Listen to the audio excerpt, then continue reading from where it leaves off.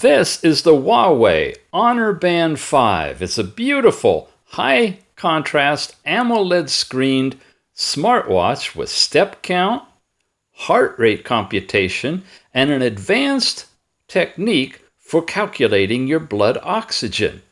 It also can monitor your last night's sleep time, give you access to a variety of workouts, including outdoor and indoor runs, outdoor and indoor walks, cycling, inside elliptical, waterproof watch so you can do rowing and pool swimming as well as free training, all in the workout section. There's no GPS though, it's all tied to basically the pedometer.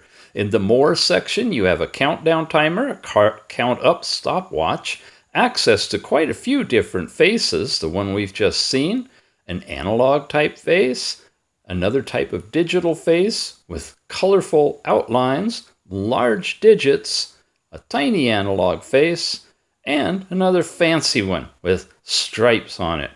Beyond that, you have